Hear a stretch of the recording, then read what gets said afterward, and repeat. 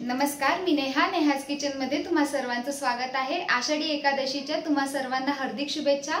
आज आपण उपवासाची स्पेशल थाळी पाहणार आहोत। चला तर मग सुरुवात करूया। आषाढी एकादशी थाळी बनवण्यासाठी आपण सर्वात पहिले गोडापासून सुरुवात करू। आपण हे रताळे घेतलेले त्याचे काप तयार करून घेणार आहोत। आपण पहिले त्यासाठी आपण रताळे कट करून घेतलेले, अर्धी वाटी गूळ घेतलेले, साजूक तूप घेतलेले आणि विलायची घेतलेले 4 ते 5। एका कढईमध्ये आपण 1 चमचा साजूक तूप टाकून घ्यायचंय। तूप व्यवस्थित वितळलं की यामध्ये आपण हे तयार केलेले काप टाकून घेऊया।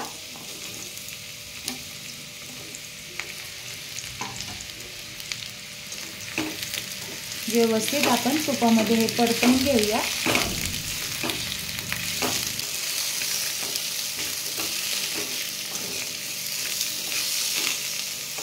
यामुळे आपले काप चिकटे होतील।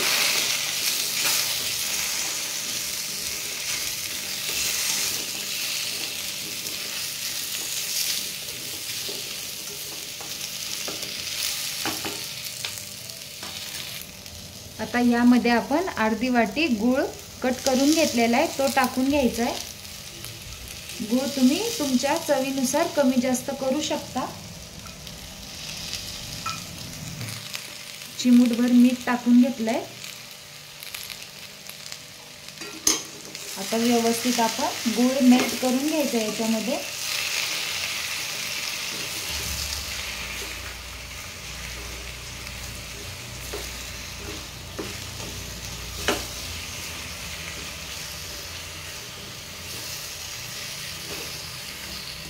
एकदम गूळ पातळ चिरल्यामुळे आपला गूळ लगेच विरघळलाय।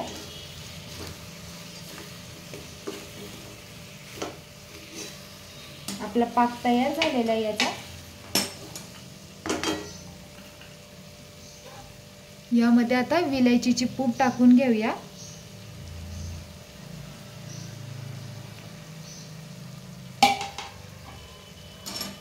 एकदा व्यवस्थित मिक्स करून घेऊया।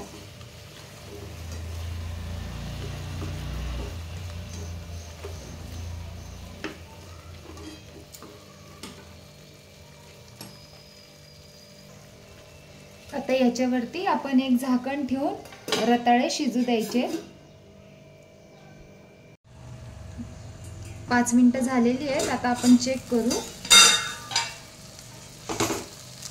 तुम्ही पाहू शकता आपले काप तयार झालेले आहेत।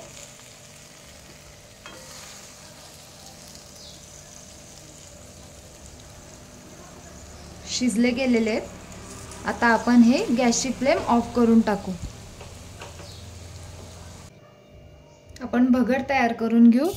त्यासाठी आपण 1.5 वाटी भगर घेतलेली आहे। ती आपण याच्या गॅसवरती मंद आचेवरती पहिले भाजून घ्यायची आहे। फक्त 1-2 मिनिटांसाठी आपण भगर भाजून घ्यायची आहे।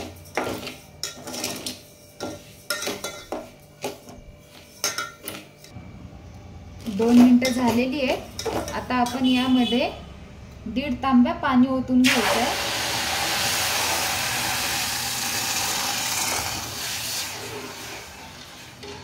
हे योग्य प्रमाणे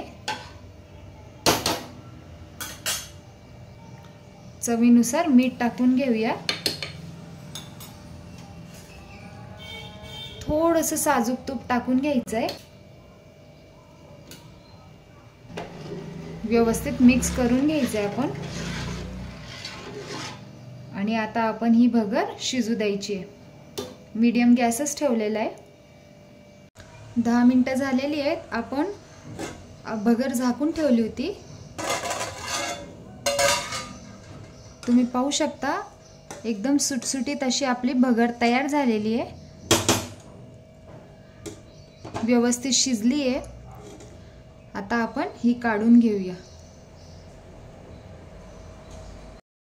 साबुदाणा खिचडी तयार करण्यासाठी आपण 1 वाटी साबुदाणा थोडासा भाजून तो भिजत ठेवला होता। 1 तास आपण तो भिजत ठेवलेला आहे। बटाटा घेतलेला आहे आपण एक, तो बारीक चिरून घेतलेला आहे। जिरा लागणार आहे, मीठ लागणार आहे, हिरवी मिरचीची पेस्ट लागणार आहे आणि तूप लागणार आहे। तुपाच्या ऐवजी तुम्ही तेलाचाही वापर करू शकता। सर्वात पहिले कढईमध्ये आपण 1 चमचा तेल आणि 1 चमचा तूप टाकून घ्यायचं आहे। त्यामध्ये आपण 1 चमचा जिरा टाकून घेऊया। जिरा व्यवस्थित तडतडला की यामध्ये आपण हा बटाटा टाकून घ्यायचा। बटाटा आपल्याला परतवून घ्यायचा आहे। बटाट्यामध्ये आपण अर्धा चमचा मीठ घालून घेऊ। 2 मिनिटं आपण हे झाकून बटाटा शिजवून घ्यायचा आहे। चेक करू आपण।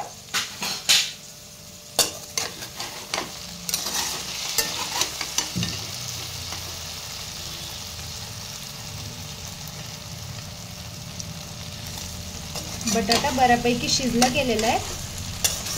आता आपण बटाटा थोडा साईडला घेऊया। तुपामध्ये आपण 1 चमचा हिरवी मिरचीची पेस्ट टाकून घ्यायची आहे। मिरची तुम्ही टेस्ट अकॉर्डिंग कमी जास्त करू शकता। तेलामध्ये आपण थोडी मिरची परतवून घेऊया आणि आता बटाटा मिरची एकत्र करून घ्यायची।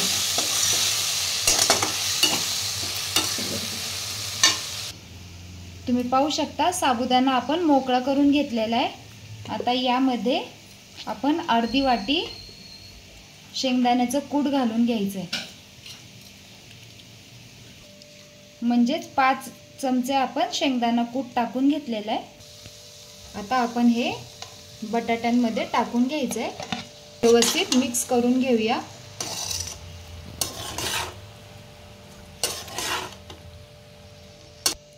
पहिले आपण अर्धा चमचा मीठ टाकलं होतं बटाट्यासाठी। आता आपण थोडंसं मीठ टाकून घ्यायचंय चवीनुसार। थोडा पाण्याचा शिपका द्यायचा आहे आपल्याला। व्यवस्थित मिक्स करून घ्यायचंय आणि पुन्हा 2 मिनिटांसाठी आपण हे झाकून वाफवून घ्यायचंय। आता आपण हे खोलून पाहूया। आपली खिचडी व्यवस्थित तयार झालेली आहे। बटाटे देखील शिजले गेलेले आहेत। आता आपण गॅसची फ्लेम ऑफ करून टाकू। भगर सोबत आपल्याला एक आमटी तयार करायची आहे। त्यासाठी आपण 1 वाटी खोबऱ्याचं किस घेतलेलं आहे, ते आपण मिक्सर जार मध्ये टाकून घ्यायचंय। 1 वाटी आपण शेंगदाण्याचं कूट घेतलेलं आहे, ते आपण या मिक्सर जार मध्ये टाकून घेऊया।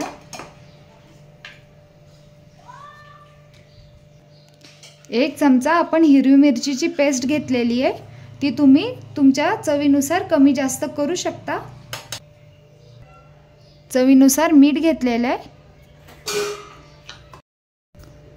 आता आपण हे सगळी जिन्नस वाटून घ्यायची आहे। याची फाईन पेस्ट तयार करून घेऊ। तुम्ही पाहू शकता एकदम फाईन अशी आपण पेस्ट तयार केलेली आहे। आता आपण फोडणी देऊन घेऊ।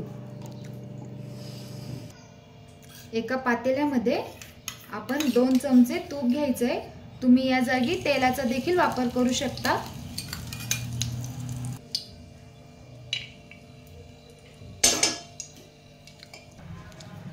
तूप आपलं गरम झालेलं आहे। आता यामध्ये आपण जिरा घालून घेऊया। कढीपत्ता घालून घ्यायचा आहे।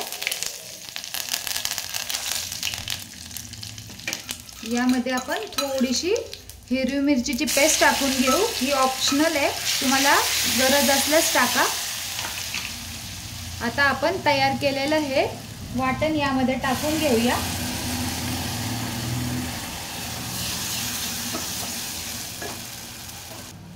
यामध्ये आता पाणी टाकून घेऊया आपण। व्यवस्थित मिक्स करून घ्यायचंय। तुम्हाला ज्या पद्धतीने घट्ट हवं असेल तितकं पाणी तुम्ही कमी जास्त करू शकता। व्यवस्थित हलवून घ्यायचं आहे। आता या स्टेजला आपण आपलं मीठ चेक करून घेऊया व्यवस्थित आहे की नाही। मीठ व्यवस्थित आहे। आता आपण याला एक उकळी येऊ देऊया। आपल्या आमटीला उकळी आलेली आहे, तुम्ही पाहू शकता। आता आपण गॅसची फ्लेम ऑफ करून टाकू। तयार आहे आपली आमटी। राजगिऱ्याच्या पुऱ्या तयार करण्यासाठी आपण 1 वाटी राजगिऱ्याचं पीठ घेतलेलं आहे। 1 चमचा शेंगदाणा कूट घेतलेला आहे। चवीनुसार मीठ घेतलेलं आहे। अर्धा चमचा लाल तिखट घेतलेलं आहे। पाव चमचा जिरा घेतलेला आहे। 1 चमचा तेल घ्यायचं आहे। ही सगळी जिन्नस व्यवस्थित मिक्स करून घ्यायचं आहे।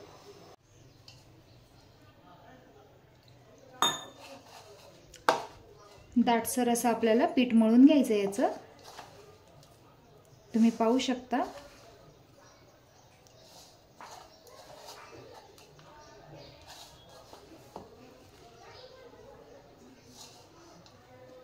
पुऱ्यांना मळतो त्याच पद्धतीने मळायचं आहे। तर याच्यावरती आपण थोडंसं तेल टाकून घ्यायचं आहे। आता 5 मिनिटं याला आपण रेस्ट करायला ठेवून देऊया। 5 मिनिटं झालेली आहेत। आता आपण पुरी तयार करायला घेऊ। आपण असे एक एक पेढे तयार करून घ्यायचे। एका प्लास्टिक पिशवीवरती आपण असं ठेवून व्यवस्थित त्याच्यावर प्लास्टिक झाकून घ्यायचं आहे आणि आल्हाद हाताने आपल्याला पुऱ्या लाटून घ्यायचे।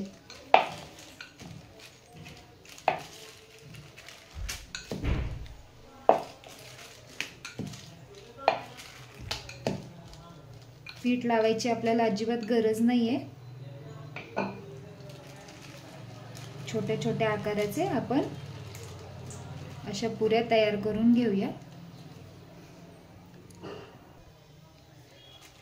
अगदी सोप्या पद्धतीने आपण या पुऱ्या तयार करू शकतो। अजून एक लाटून दाखवते।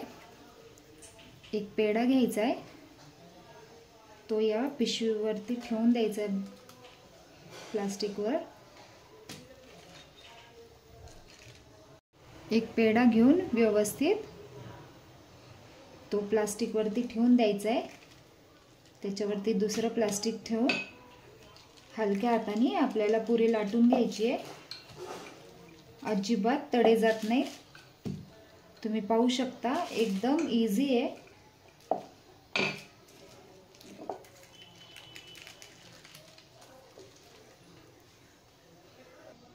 एकीकडे आपण तेल तापायला ठेवलेलं आहे। आपण चेक करू तेल आपलं व्यवस्थित तापलंय की नाही।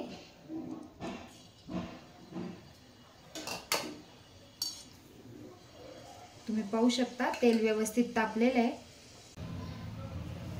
पुरी तळायला ठेवून देऊ।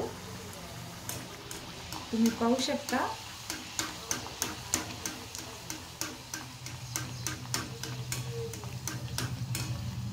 आपली पुरी एकदम छान फुगलेली आहे।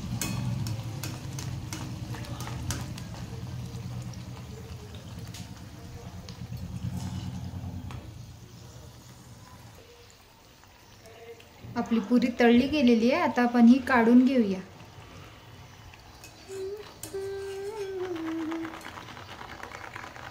आवाजावरून तुमच्या लक्षात येत असेल एकदम कुरकुरीत आपल्या पुऱ्या तयार आहेत।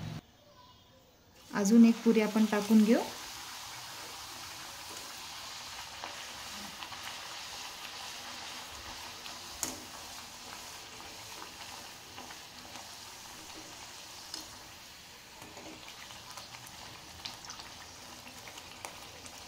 व्यवस्थित आपण पुऱ्या तळून घ्यायच्या आहेत।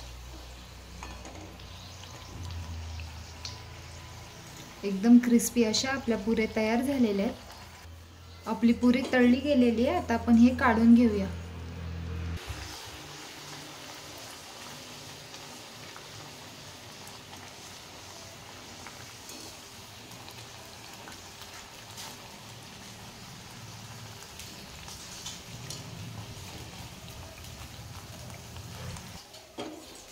पुरी आता काढून घेऊयात. आवाजावरून लक्षात येत असेल एकदम क्रिस्पी अशी आपली पुरी तयार झालेली आहे. दोन्ही बाजूनी व्यवस्थित तळून घ्यायचंय.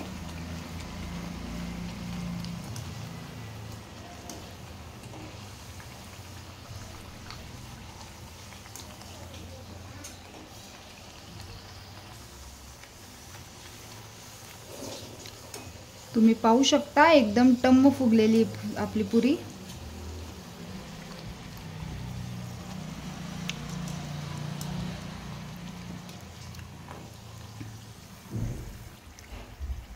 दोन्ही बाजूनी आपण व्यवस्थित तळून घेतलेली आहे. आता आपण ही काढून घेऊया.